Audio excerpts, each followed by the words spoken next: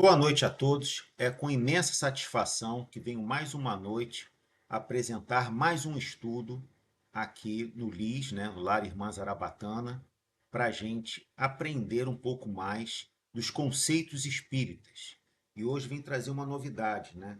Vai entender um pouco que a gente estudou lá de física no primário, no secundário, até na universidade, e ver como é que isso conecta com a com a doutrina espírita. Já sabemos que a doutrina espírita é religião, filosofia, mas também a ciência. Então a gente vai concatenar essa causa e efeito das leis naturais, da física que a gente estudou, com a com essa visão espírita tão importante aí para todos nós que somos espíritas ou queremos entender um pouco mais do espiritismo.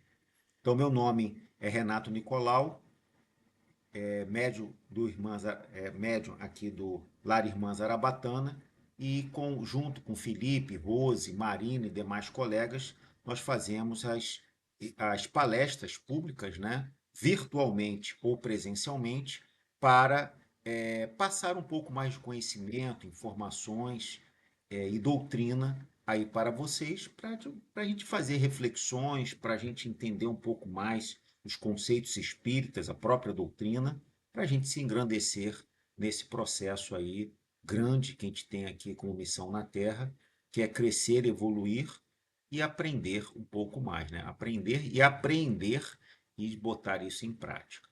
Então, antes de começar, vamos todos nós fecharmos os nossos olhos, deixar os nossos problemas lá fora, as nossas preocupações, angústias, tantas outras questões que nos deixam às vezes desarmonizados ou desconcentrados.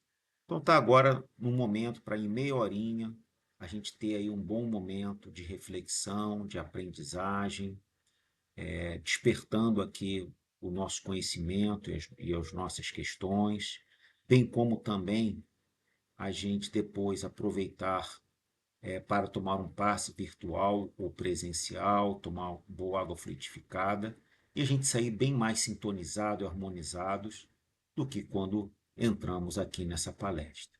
Então, cada um, em um minutinho, faça sua prece interior, a que você quiser, para se conectar ao plano superior.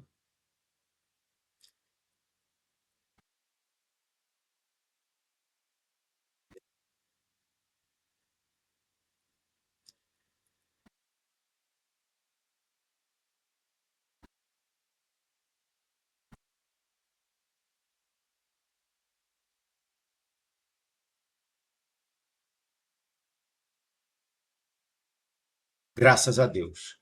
Então, como eu falei, hoje a palestra é causa e efeito, e vamos entender isso, primeiramente, por uma questão de estudos, né, de física, né, e depois a gente colocar isso na visão espírita.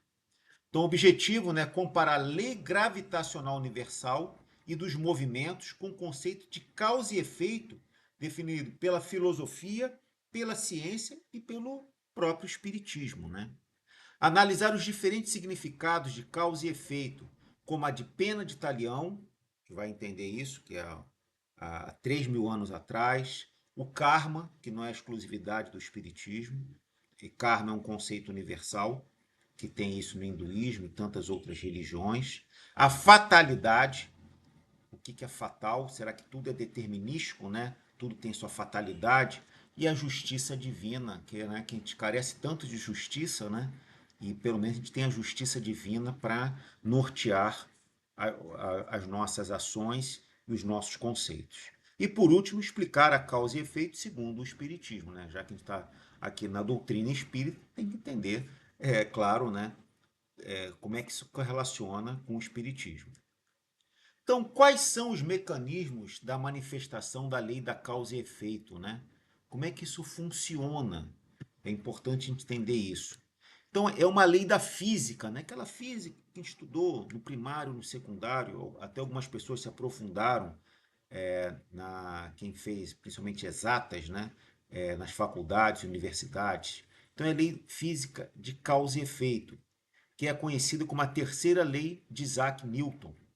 É a lei do par, ação e reação.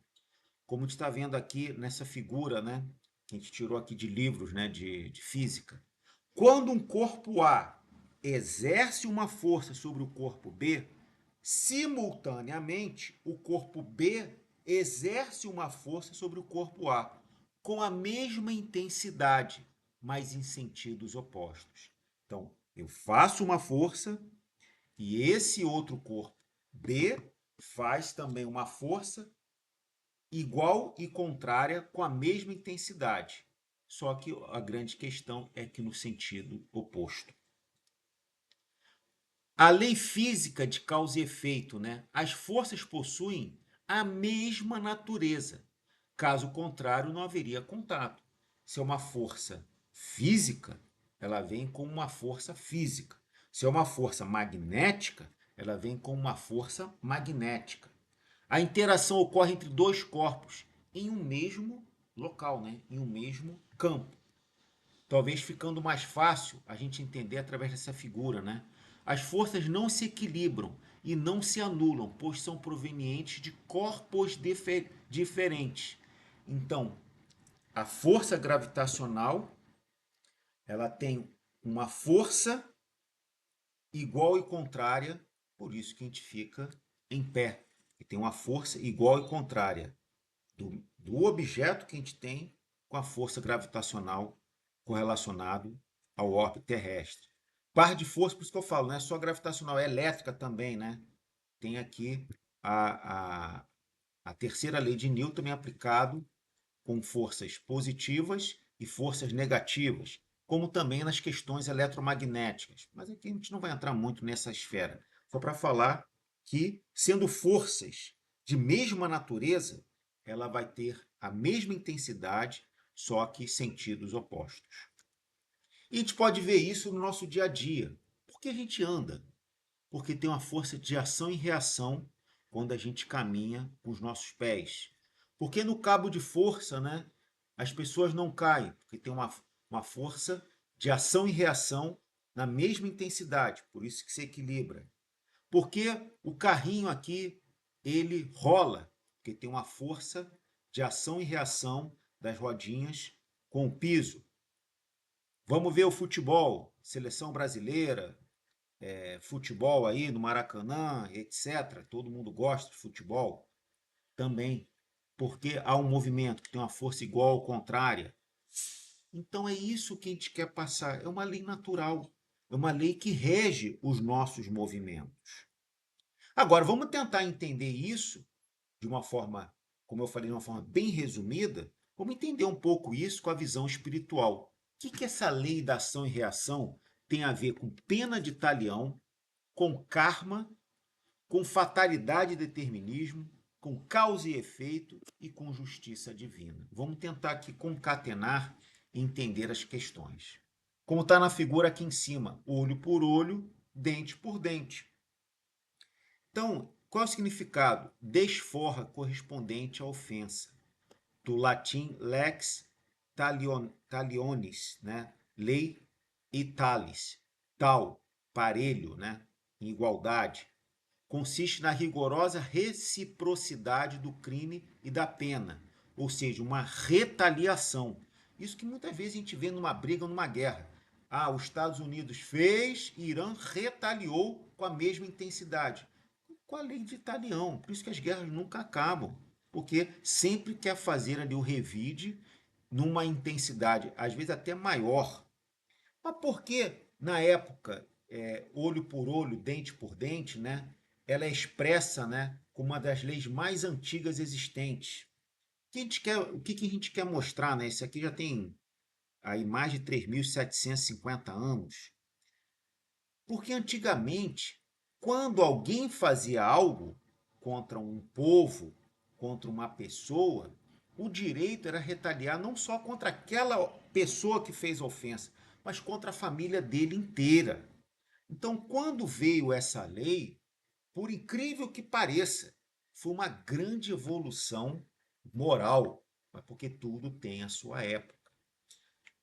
Porque, em vez de dizimar a família inteira, o povo inteiro, a cidade inteira, você fazia apenas com aquele ofensor. Você retaliava apenas aquela pessoa, que já foi na época uma grande evolução. A gente sabe que isso ainda é um absurdo, mas ainda existe muita lei de talião em muitas culturas, infelizmente, como também em muitas regras comerciais e de guerras. É uma das leis mais antigas, é uma das mais antigas leis existentes. Primeiros indícios encontrados no Código de Hammurabi, em 1730 a.C., no reino da Babilônia, que foi um dos reinos mais avançados para aquela época. Permite evitar que as pessoas façam justiças elas mesmas. Introduz início de ordem na sociedade com relação ao tratamento de crimes e delitos. Então, foi um primeiro avanço, mas ainda um retrocesso muito grande comparado com hoje, né? Descreve-se como inicial minúscula, pois não se trata de nome próprio. Encerra ideia de correspondência, de correlação e semelhança entre o mal causado a alguém e o castigo imposto a quem o lhe causou. Para tal crime, tal pena. O criminoso é punido taliter, ou seja, talmente ou de maneira igual, ou dano causado ao trem. Ou seja, em vez de matar a família dele inteira, ele era julgado, condenado, e já que ele tirou a vida de uma pessoa, ele também vai perder a sua a sua vida. Já que ele tirou ali uma quantidade de ouro daquela pessoa, ele vai ter que ressarcir aquela quantidade para aquela pessoa ou para aquela família, tá? Então, o que que a gente quer mostrar aqui é que essa foi a primeira grande lei moral naquela época, da lei da causa e efeito. Fez algo comigo, vai receber em igual intensidade, tá? Aproveitando um pouco isso, né? Então houve uma evolução aqui com essas questões, né, da lei do talião. A gente sabe que é uma primeira ideia, né, uma ideia até física, né, ação e reação. Mas a gente sabe que com a vinda de Jesus Cristo já veio trazer uma lei diferente, né, que é a lei do amor, que sobressai sobre a pena de talião, porque de alguma forma você tem que amar o seu inimigo dando a outra face. É difícil, é, mas é assim que deve ser. É assim que moralmente deve ser. É assim que uma pessoa inteligente, em vez de perder energia e perder tempo precioso em retaliar alguém, ele está o quê? Levando toda essa energia, toda essa força para direcionar para o amor, para direcionar a outras coisas, direcionar a sua evolução moral e espiritual. Mas é importante entender aqui a pena de talião. Qual seria a melhor forma de reparar o mal, né? É uma pergunta que a gente faz. A gente vive num mundo de provas e expiações, um mundo complicado, um mundo de tantas intrigas, de tantas injustiças. É difícil, às vezes, você fazer algo certo e alguém te retaliar com algo ruim, né? Então, qual é a melhor forma de reparar o mal? Se você fez um mal, qual é a melhor forma de se reparar o mal? Sofrendo a pena de talião, olho por olho, dente por dente? Claro que não. Como disse Gandhi, se assim fosse, acabaríamos todos cegos e desdentados, né? Foi muito bem, né? Ele vai, faz algo ruim, eu também revido. E aí vai todo mundo acabar. Por isso que as guerras têm que dar um basta. Se todo mundo ficar retaliando, retalia com um míssil, outro retalia com o outro. Daqui dois com dois, daqui a pouco a guerra nuclear acabou a humanidade. Então a gente tem sempre que dar um passo para trás para, de uma forma inteligente, de uma forma diplomática, a gente tentar encerrar essa maldade, tentar encerrar essa agressão. Então a reparação do mal seria sofrendo uma agressão ainda que menor? Então, se ele se ele me matou, não, aí eu vou condenar ele a 2 anos de prisão ou vou fazer algo menor, mas ele tem que tomar alguma punição. Também não, tá? A gente também tem que tomar cuidado. Ah, ele me fez mal, eu vou fazer um pouco de mal para ele sofrer um pouco do veneno que ele fez comigo. Não, tome cuidado. Também não, porque aí seria necessário que sempre houvesse agressores disponíveis, né? E vai escalonando o processo. Então, tem o esquecimento, tem o perdão, tem o amor, que é uma atitude não só cristã, que é uma atitude mais do que espírita, é uma atitude inteligente. É você não perder tempo, não perder a sua energia vital com questões de vingança, com questões de agressão. São aquelas ideias que ficam martelando ali na sua mente. Em vez de você estar fazendo coisas produtivas, você está desviando essa energia e esse olhar para uma vingança, para retaliar algo. Não façam isso. As ideias muitas vezes vêm na nossa mente. Desvie essas ideias ruins com ideias boas, como disse o nosso querido amigo, infelizmente agora desencarnado, Divaldo Franco. Uma ideia negativa que é constante nesse mundo na nossa mente. É vir na nossa mente, trocar por uma ideia boa, trocar por um sentimento bom. No momento de alegria seu, você já muda um pouco o seu campo vibracional e vai começar a dissipar um pouco essa energia ruim. Isso é treino, isso é constância. Mas fazendo isso constantemente, a gente vai conseguir ter o hábito de ter ideias boas, de ter ideias salutares, evitando ideias negativas, ideias retrógradas, ideias maléficas para o nosso bem e para a sociedade. Segundo conceito, karma ou karma, né? Karma, kar vem de agir, fazer, ma, efeito, ação. Então, karma é fazer e o seu efeito de ação. Então, enfoca as ações humanas e as suas consequências. Então, karma, ou positivo ou negativo, embora a gente tenha muito uma visão de karma negativo, o karma ele não é estritamente negativo, como muitas vezes a gente pensa. Ele pode ser positivo ou pode ser negativo. Então, enfoca o quê? Nas consequências dos nossos atos. Por isso que a gente tem um karma que a gente vai ter que acertar aqui nesse mundo de provas e expiações. A gente traz isso e, de alguma forma, a gente tem que fazer uma ação contrária àquela questão ruim que a gente fez. No hinduísmo e no budismo tem correlação com punição, pois atinge o indivíduo que cometeu o delito. O homem torna-se escravo de renascimentos sucessivos, sem chance de reverter ou amenizar sua situação. E a gente sabe, através do Espiritismo, que a gente não está condenado ao insucesso. A gente não está condenado a ficar naquele karma ad eterno. A gente tem a nossa ação de reação, tem a nossa ação de melhora, tem a nossa ação de melhoria. Então, é isso que a gente tem que entender. A gente tem que entender as nossas limitações, os nossos karmas e a gente fazer ações para a gente se melhorar, que é o que a gente espera nesse mundo de provas e expiações. É o mundo que a gente precisa expiar, mas também aprender a amar, a ter mais compaixão, a ter mais amor. Porque no Espiritismo não tem o mesmo significado que a lei da causa e efeito, né? Você vai ficar eternamente ali naquela questão. Porque a gente tem livre-arbítrio, a gente tem a nossa ação de melhorar. A gente não está condenado ao fracasso, como a gente não está condenado ao sucesso. Também, se a gente não tomar ações, a gente vai ser uma pessoa mal sucedida em todas as questões, espiritual, moral, financeira, acadêmica, profissional, o que for. Então a gente tem o nosso livre-arbítrio, a gente tem o nosso poder de ação, as ações transformam o mundo, a fé alinhada à ação, ela potencializa a nossa ação.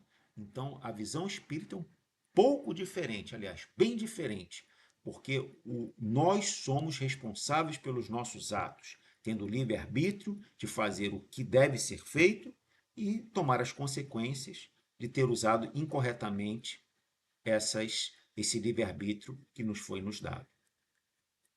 Qual seria a melhor forma, de novo, de reparar o mal? Pela força do amor.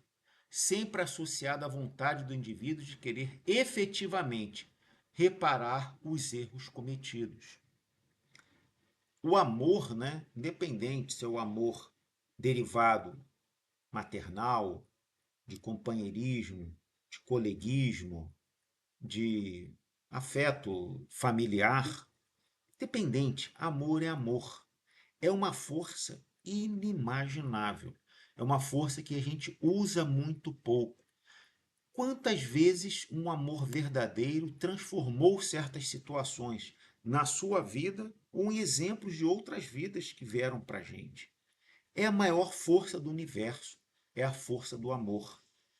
É a força do amor de uma mãe, de um amor de um pai, do amor de um parente, de um amor de uma pessoa que lhe quer bem, independente se te conhece ou não te conhece. É o amor verdadeiro, que não pede nada em troca. Esse é o verdadeiro amor.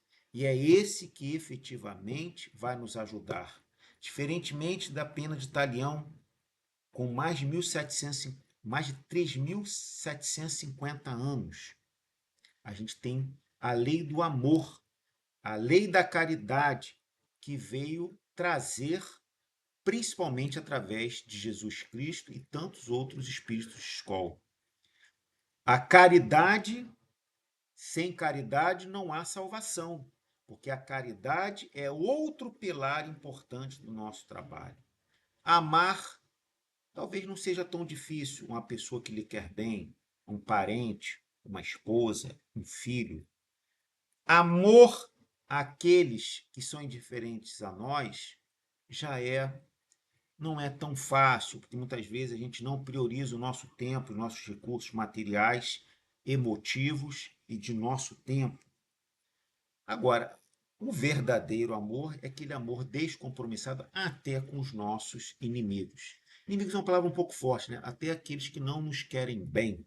Então é isso que a gente tem que entender um pouco ao longo do processo. Fatalidade e determinismo, né? Tem aqui uma figura interessante aqui, né? Como se nós fôssemos marionetes do destino.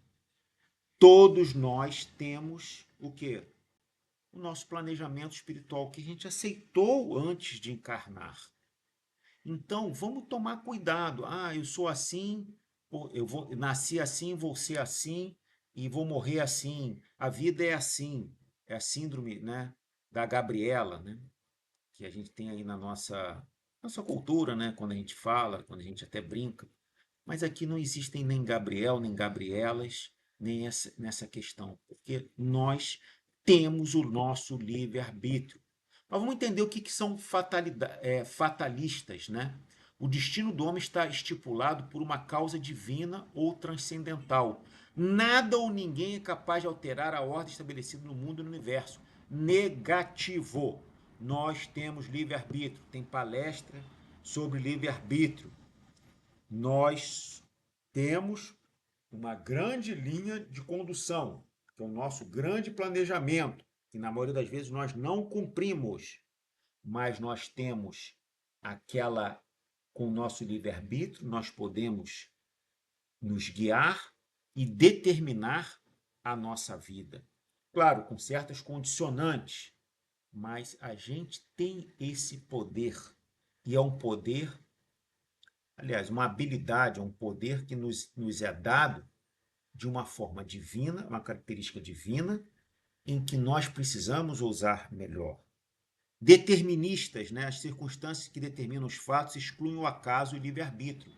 É outra também que está indo contra a doutrina espírita. Não existe fatalidade, não existe determinismo ipsiliter. Existe o quê? As grandes linhas do nosso planejamento espiritual, que a gente vai acertando e errando de acordo com o nosso livre-arbítrio. Então, não é tão determinístico ou fatalista. Há uma certa fatalidade, há um certo determinismo, mas nós podemos mudar. Como uma pessoa que teve um acidente de trânsito de uma forma inconsequente, inconsequentemente, ele andava em alta velocidade. Então, ele o quê? Através de múltiplos erros, um dia, claro, ia ter uma fatalidade? Não. por múltiplos erros, é ter uma questão estatística. Vai ter, vai ter uma fatalidade. Por quê? Uma sucessão de erros gera um erro maior. E a gente também não pode, os nossos guias espirituais, nosso espírito protetor também não está a todo momento podendo interferir sobre os nossos atos e sobre as nossas ações. Eles nos intuem, mas eles não têm um poder tão determinístico para nos tirar de certas situações que nós mesmos queremos, que nós mesmos criamos contra nós mesmos. Então, aquele que usou mal a sua energia, usou mal o seu livre-arbítrio, fez questões, até podendo ser tratado como suicida, direto ou indiretamente, ele vai ter que reparar essa questão. Porque ele foi planejado para fazer um planejamento, talvez fazer grandes coisas durante 50, 60, 80 anos, e com 20 e poucos ele desencarnou. Ele vai ter que reparar essas consequências. Porque ele teve livre-arbítrio e usou incorretamente. Quiçá sobre suicida, né? Aí tem várias palestras aqui no LIS, ou até mesmo livros, Memórias do Suicida, tão importante, aí uma Bíblia para todos nós estudarmos, ou a palestra até sobre espiritismo e suicídio, não só do LIS, como eu falei, mas também de outros centros espíritas, de Divaldo, de Haroldo, de tantos outros colegas, que também abordam isso de uma forma enfática, dura, para a gente tomar consciência. Mas também, ao mesmo tempo, a gente não pode ver só o lado ruim, como uma pessoa que ia, dentro do seu planejamento, ele ia estar cego por uma questão do seu próprio planejamento, que não cabe aqui muito dizer por que ele iria ficar cego, etc. Mas ele tinha uma energia vital e iria ficar cego no momento da sua vida. E ele sempre tinha essa intuição do que ele iria ficar cego. E quando ele desencarnou, ele chegou para o espírito protetor dele: poxa, eu pensei que não ia viver tanto e achei que ia ficar cego.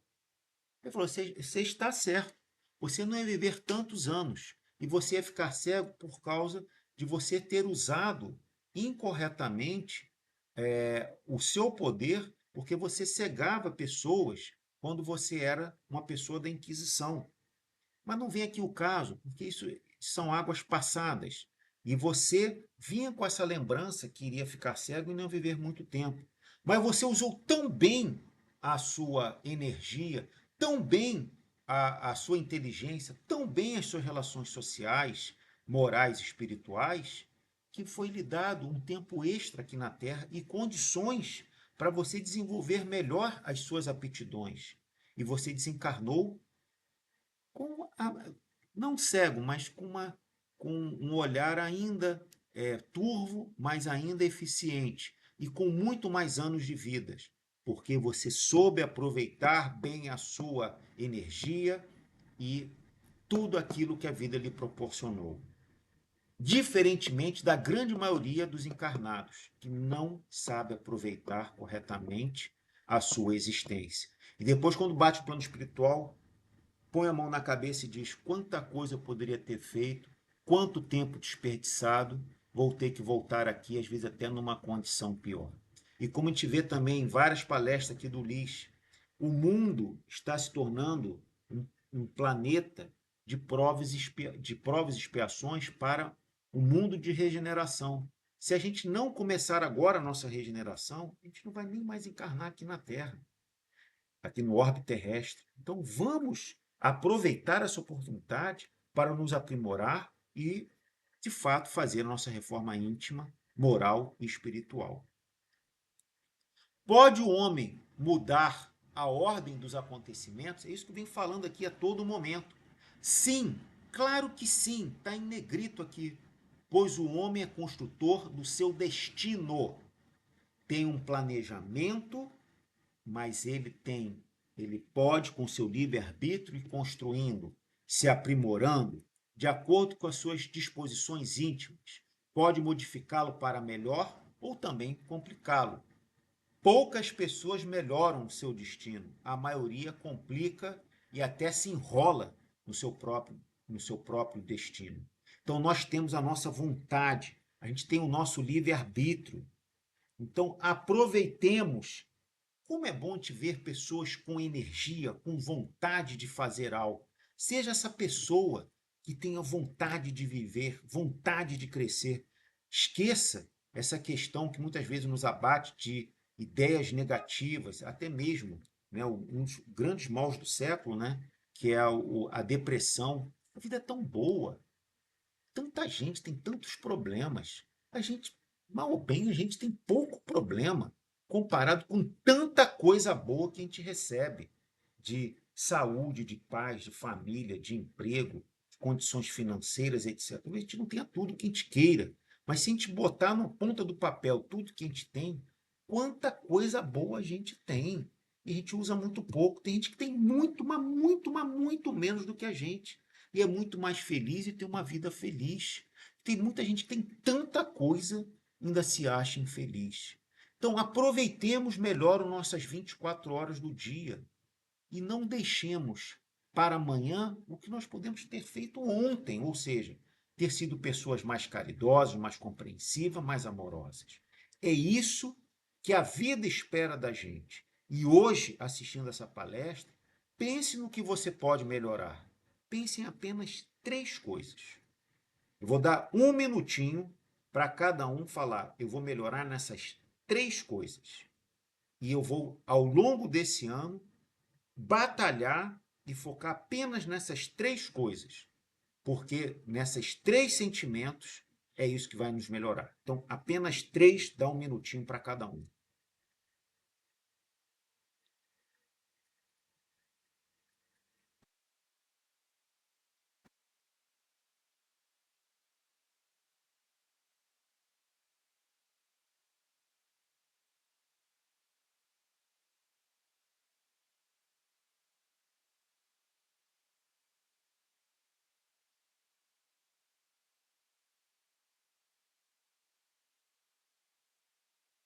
Mais 15 segundos.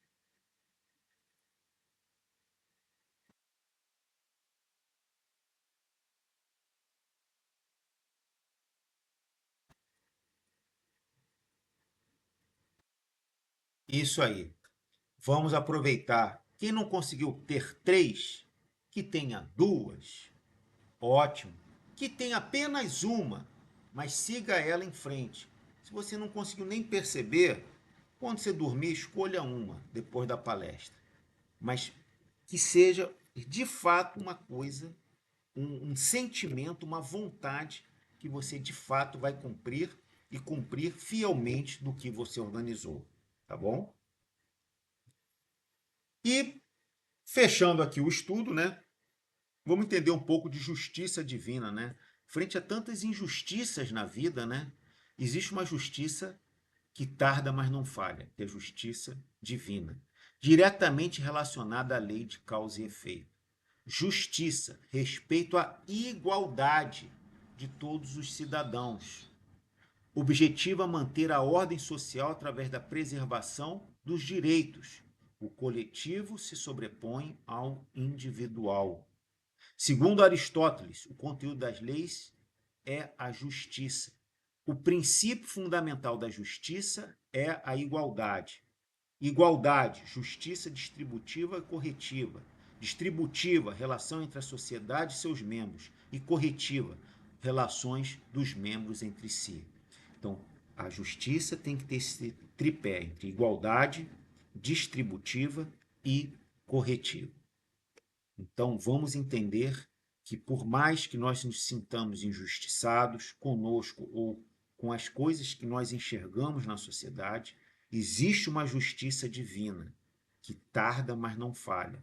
Porque tudo aquilo que nós fizemos de certo, nós receberemos e na mesma quantidade. O que nós fizemos de errado, não é que nós vamos receber também na mesma quantidade o errado, mas nós teremos que reparar frente à vida, não necessariamente frente a uma pessoa, mas frente à vida, aquelas questões. Porque se eu recebo o mal de uma pessoa, eu não preciso retaliar ele. Eu vou o quê? Eu vou perdoar.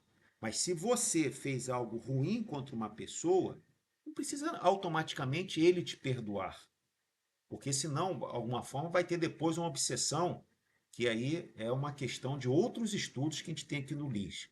Mas você vai se reparar frente à vida. Se você fez algo ruim com alguém, ou contra uma sociedade, ou contra um grupo de pessoas, ou contra a natureza, ou contra um animal, repare ele. Não necessariamente, que às vezes não tem nem mais aquele animal, nem mais aquela situação de reparação. Mas você ajude outras pessoas. Isso que é o princípio da caridade. Já que eu fiz algo ruim, eu vou reparar fazendo algo bom a uma instituição de caridade, à minha comunidade, às pessoas desfalecidas que realmente precisam nessa vida, materialmente, moralmente, doando o nosso tempo. Então a gente acaba reparando. Quantas pessoas que eu vejo assim que já cometeram grandes erros e às vezes se tornaram grandes, não são nem espíritas, grandes cidadãos, porque aproveitaram às vezes até aquele dinheiro, até aquele tempo para o quê? Para distribuir amor, distribuir igualdade, distribuir justiça. O que às vezes uma pessoa que teve uma vida mais ou menos fica na sua mesmice, não ajuda, mas também não atrapalha. Mas só você não fazer, você já está retrogradando. Então aproveite o tempo que vocês tenham, aproveite os recursos que vocês tenham, materiais, morais, de inteligência, para ajudar outras pessoas, não diretamente ligadas ao seu ciclo social. Fazer o bem sem esperar a quem. Então, meus amigos, é com grande satisfação que a gente encerra mais um estudo na noite de hoje. O assunto é causa e efeito, claro, na visão espírita. Meu nome é Renato Nicolau, médium aqui do LIS, do Lar Irmã Zarabatana. Para dúvidas, sugestões, críticas construtivas, elogios também, não a mim, mas à casa, que se faça através dos meios oficiais, no Instagram, no Facebook, na homepage, no nosso e-mail do LIS. E estamos aqui para conversar, para nos instruir. E pensem naqueles três, se não dois, se não um, o que a gente pode fazer para nos melhorarmos, para sairmos com um compromisso nosso dessa aula, que a gente vai se melhorar em algo dessa vida. Ok? Uma boa noite a todos. Aproveite agora o passe virtual ou presencial, água fluidificada, e tenham uma boa noite e que saiam melhor e deixem os problemas lá fora. Saiam com uma vibração positiva. Uma boa noite a todos.